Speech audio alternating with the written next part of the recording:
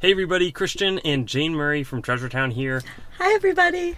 This is my wife, and now that we're married, she is accompanying me on a coin buying trip. So she's been helping out a lot with Treasure Town. I was like, hey, maybe you could come next time we, drive 50, 100 miles and go pick up some coins. So today, I'm not gonna say exactly who it is because I want to keep the source a secret. We've got some great buys, hopefully ahead of us. I don't think that you've met them either, but it'll be, maybe you can do a review with me after. I'll be fast forwarding to the coins that we purchased. I'm hoping to spend a good amount today, and we'll see what we can find. But I don't know. And this will be my first behind the scenes trip on my way to becoming a very successful coin dealer. Sounds good. All right. Well, thanks for joining Jane Murray, and I'll be back with the coins in short order. Bye, everybody. And around $10,000 later, we are back and we have the coins. Jane Murray did a great job helping me with the buying. She has discovered it was modern commemoratives that you were interested in with some of those designs. Yes. And so one thing that she helped me do is there were often a lot of quantity of stuff, and we're going to go kind of lot by lot explaining them. Some awesome Shipwreck stuff, tons of different ones. Cazador, we got Vliegenhart, and there were some Admiral Gardner recovered from the wreck. Really neat. We'll be talking about all of those, but perhaps the most famous is going to be the Atocha Shipwreck, and you helped identify some of the nice ones, right? Do you want to show some of those, Jane Marie? Definitely. I pulled some of my favorites from the stack. And so these are basically jewelry that was created from the silver bars that were melted to the melted after being recovered from the bottom of the Florida Keys. 1622, the ship sinks, the Atocha. There's gold, silver, emeralds, and thousands of coins. And Mel Fisher gets those bars, and instead of just selling them as is, melts them down into replica old Spanish coins. And so that's what we see here. These are like the Spanish colonial coin styles, but they're made from melted down silver bars. So you had a good eye. I like the dolphin and star on that one, and there's just a lot of those designs. So that was a good contribution of yours. And so we did pick up a number of those, again, really interesting designs, and very grateful to Jane Murray for helping out there. I think in terms of the order, I'll just go lot by lot, sort of at random. I think this was not in the original photo for the video, but we have some nice Illyrian Drachms, and so these are basically like the Western Balkans. They were striking coins probably from around like the early 200s to around like 48 or so, I think. This one's meniscos, but they have these interesting kind of square designs on the reverse, and they have lettering around. But that's the Magistrate meniscos. Let's see what that one is. That is also meniscos. It could be, that one is a Zeno. It's like Xenon, and they have these little cows with a calf suckling them underneath. Pretty interesting type. You don't see tons of Greek stuff out there. These are a little bit on the lower grade of the spectrum, but still really fascinating. Next up we have, and I mentioned this earlier, some Vliegenhart shipwreck material. You can tell that these are in tough shape.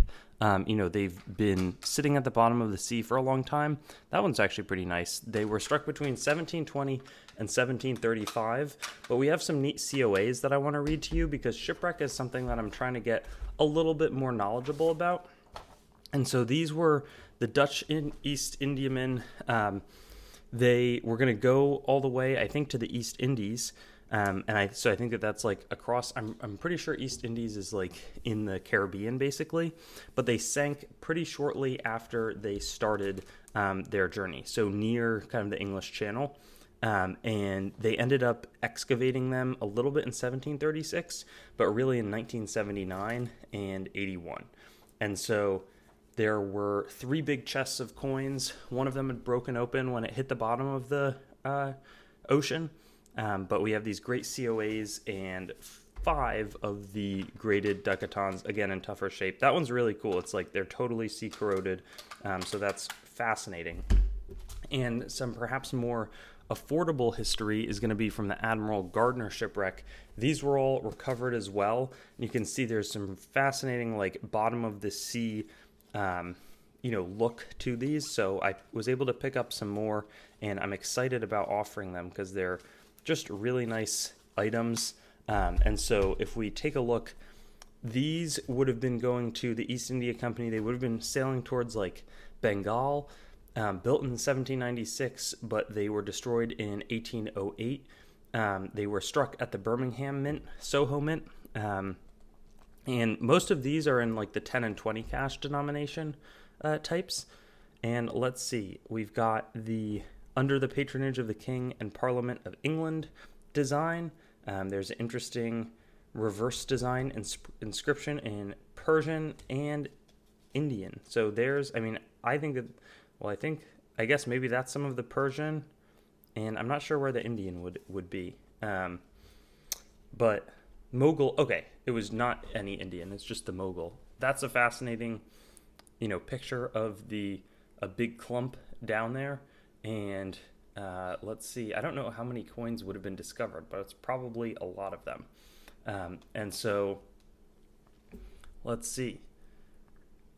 Wow, and Britannia was submerged by the unrelenting sea, and 180 years it was on the bottom of the Goodwin Sands. And so, cannonballs, anchors, copper ingots, and barrels of East India Company copper coins. So, that is fascinating, and we got a couple of those pickups, so I was really pleased with that. Let me zoom out a touch here. We also got some El Cazador shipwreck, and so we got them in a couple different denominations and types. So some nice half reals with some pretty good detail, I would say. That one is real sharp. And so that's like the small denomination that was discovered in quantity. There's also some of the 2 reals, which many of these are in pretty tough shape, but still think that they're pretty good examples from what I've seen, and so I was pleased to be able to pick some of them up. That one has a pretty nice date on it, 1783. That one also is 83. That one's 74. That's kind of cool, pre-revolution. And so we got some items that I hadn't seen too much of, which are like these are the Spanish pillar types, so these are really worn, but it's cool that we have the pillar half reals from the El Cazador shipwreck specifically. I was pleased with that. We also have the Atocha. Then we had these duets. So these are some of the more common coins, but a great example, 1737 VOC duet, 1786, some examples of Holland, 1750, and we also had West Friesland was, I think, the most common, just based off of what we were able to pick up. We had more of those types in stock. And then lastly, from Gelderland, we had a 1737 example. And so following that, we had a bunch of East India. These are just regular East India Company. Remember that they were controlled by the Brits. Queen Victoria, this is shortly after she starts her reign in 1837. A lot of these are cleaned, but they're just really cool pieces of history. 1 rupee, 1840. For sure a fan of that. And they're kind of just like interesting coins that I was excited to introduce back into our sales. I'd bought a couple in the past. I was able to make a couple of bucks on them and wanted to continue that, continuing offering them to people in many of my sales.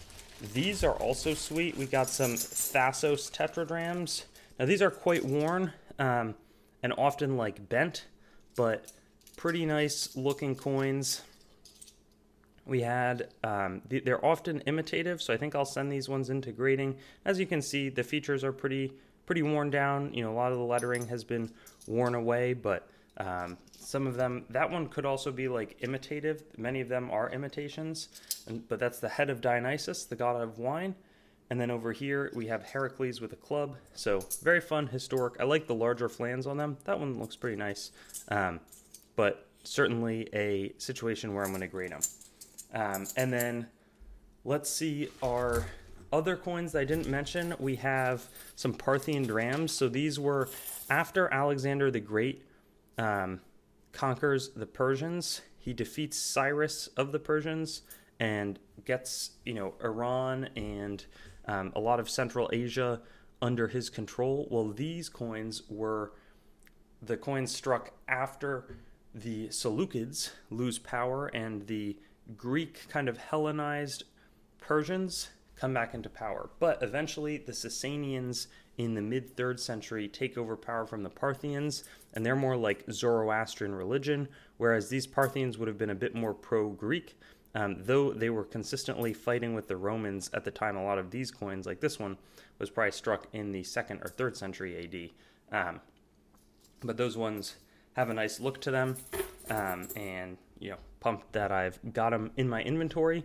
The last two things, you guys are going to think I'm crazy, but we got some really nice looking Morgan dollars that I wanted to introduce back. Like that one has some fun toning on it, but some of them were even flashier, I would say, than these ones. But I was like, hey, I haven't offered any Morgan dollars in a while.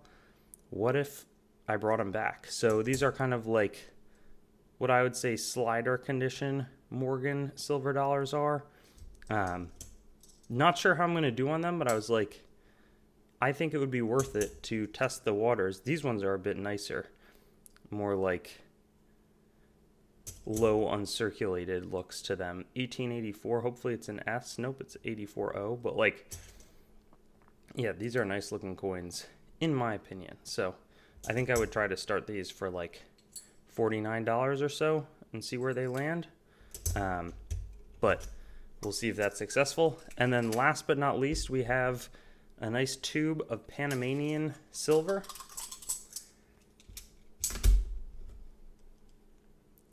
They're all the same date in 1947, but nice Unk Panamanian dollars. These are the same currency standard that the United States uses, which is kind of interesting. So these Balboas would have been struck to the same specifications as a peace dollar or a Morgan dollar, though they do have Vasco, or I think it's the Explorer Balboa. I don't think it's Vasco da Gama. But really interesting because they have the Mercury dime, fasces, and the basically Liberty, I think, holding what's on the Mercury dime in her hand along with a Panamanian crest. So super cool, great wrap up to this hunt. And I think there were just a lot of great coins that I was able to pick up. I'm so excited to bring them to you, learn more about them. Often I'll squirrel something away from my collection as well. So really a successful outcome, I would say, on this sale. Thanks so much, and I'll see you guys soon. Thanks for watching the video. Make sure to head on over to treasuretown.com and sign up for our email list to stay up to date on everything that's happening, whether it's auction updates, exciting new inventory drops, coin collecting news, or general informational resources. Hope you enjoyed the video, and I'll see you on another one.